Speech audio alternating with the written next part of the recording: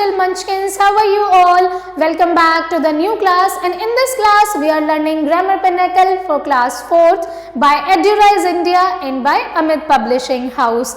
और आज हम स्टार्ट करेंगे एक नया chapter number 26 and the name of our chapter is dialogue writing. तो आज इस चैप्टर में हम सीखेंगे डायलॉग राइटिंग। तो चलिए स्टार्ट करते हैं चैप्टर, देर किस बात की।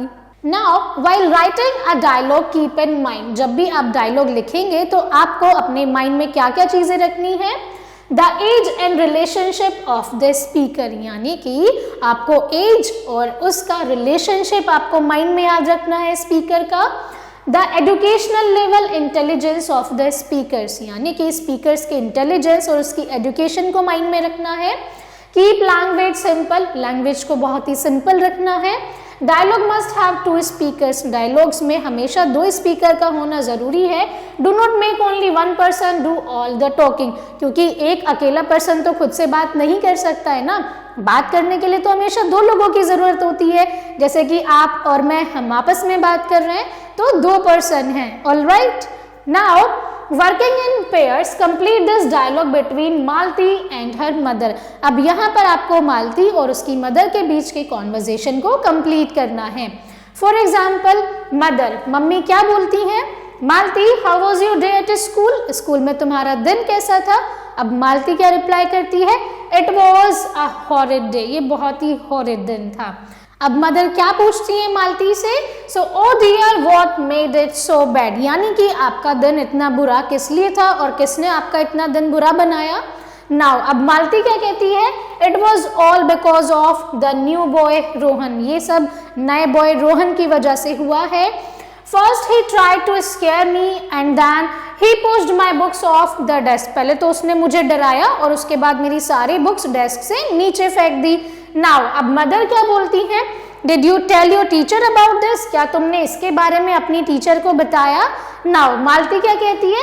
यस, हाँ mamma, she sorted it out, उन्होंने ये सॉर्ट कर दिया। So this was the conversation between Malti and her mother.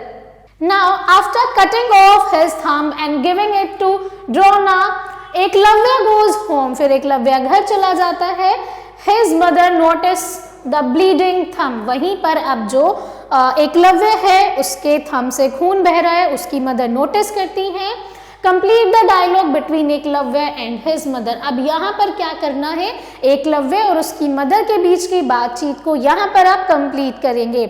यही तो होता है डायलॉग राइटिंग, जब दो लोग बात कर रहे होते हैं तो उसे हम डायलॉग राइटिंग बोलते हैं, यानी कि डायलॉग बोलते हैं।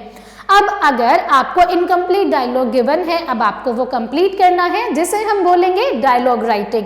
तो चलिए रीड करते हैं एकलव्य और उसकी मदर के बीच की बातचीत को। यानी कि Eklavya, mother, I am home. Eklavya क्या कहता है? मम्मा मैं घर आ गया।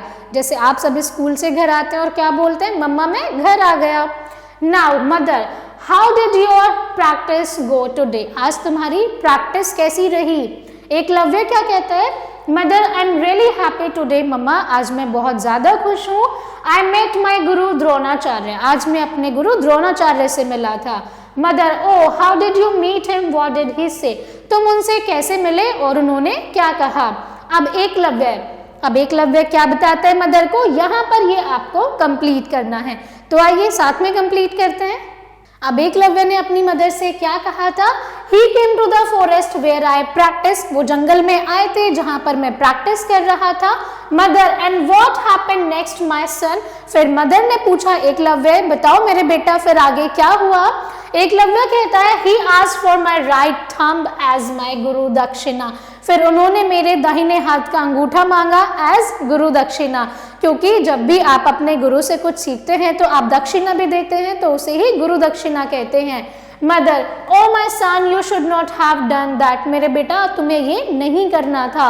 Eklavya, mother, I have only fulfilled my duty to my teacher, मैंने केवल मेरे गुरु के प्रति अपना कर्तव्य निभाया है।